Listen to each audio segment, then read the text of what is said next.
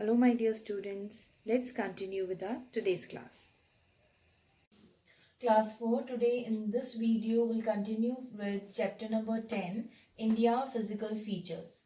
In the previous video, we studied about the physical divisions of India. As I told you that India is divided into three parts. Okay. Our country is divided different parts based on different landforms. So first one is the Himalayas, second is the northern plains, and the third is the peninsular plateaus. So in the previous video, I explained you the Himalayas, about the Himalayas, and I told you that the Himalayas are the landforms that are located in the northern part of our country, and it extends from Jammu and Kashmir in the northwest to Arunachal Pradesh in the east. So today in this video, I will explain you the northern plains. The second one, the northern plains and the peninsular plateaus. So first is the northern plains. What are northern plains? Northern plains are formed. These northern plains are formed by the interplay of the three major rivers. Now what are those rivers? Ganga, Satluj and Brahmaputra. By these three rivers, northern plains are formed. Okay, and these all are interconnected.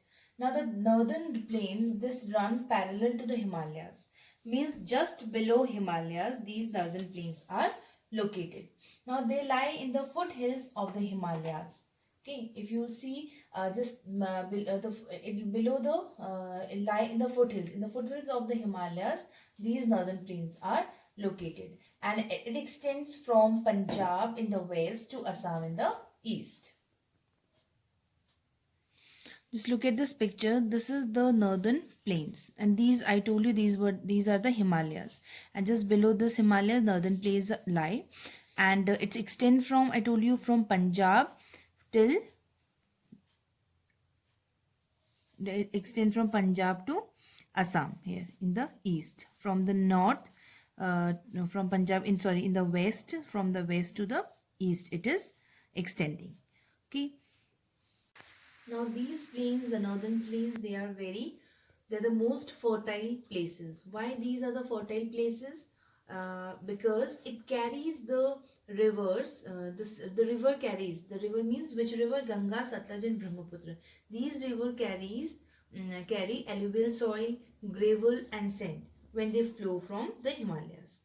Now alluvial soil, it is the most fertile soil for plants and for growing crops. Now here in this, as I told you, it extends from Punjab to Assam. So it covers few states like Punjab, Haryana, Uttar Pradesh, Bihar, West Bengal and Assam. These are the states that are located in northern plains. Now the flat surface of northern plains, they have well developed roads and railway lines. Now these plains have many big cities, towns, industries, schools, colleges and hospitals also. Now therefore traveling from one place to another, it is very easy here. Why? Because these are the plains are flat, they have flat surface and they have well developed roads and railway lines. This is why it is very easy to travel from one place to another. And it is also considered to be the most comfortable place for the people to live here and to work also. Now the northern plain region is one of the most populated region in the world. Just because of these features. Okay.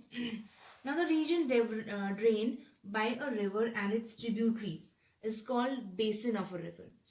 When the region is drained by a river and its tributaries, that region is called basin of a river. And there are three river basins formed by three big rivers of this region. These basins are named after the main rivers which flow in these basins. So first is the Ganga basin. Number one is the Ganga basin.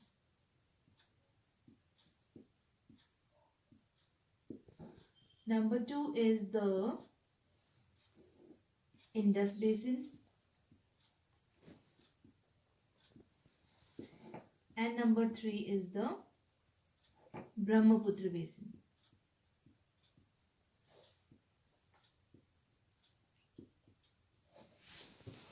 the Brahmaputra basin. So these are the three basins. Now the third is the peninsular plateaus. Now what are the peninsular plateaus? The peninsular plateaus are the landforms. They are the landforms that look like tables. Okay, as the plateaus look like table, the peninsular plateaus also look like a table. Therefore, they are also called as the table lands. Now, these peninsular plateaus, they are higher than plains, northern plains. They are higher than the northern plains, but lower in height than mountains. But they are in height, they are lower than mountains. Now they have flat tops. Their tops are flat and very steep slopes. Very steep slopes. And the peninsular plateaus, it extend from central India to the southern tip of India. Like how?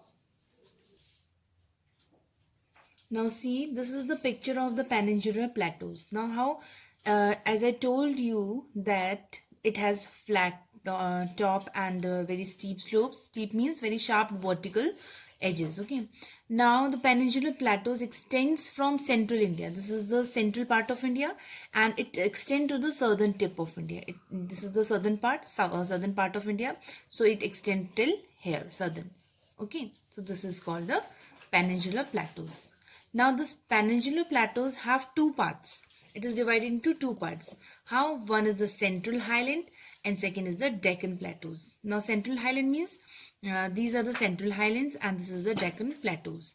Now the upper part of peninsular plateau, this upper part is called central highlands because it is located in the central part of India around river Narmada and river Tapi. Here river Narmada and Tapi flows in the central part.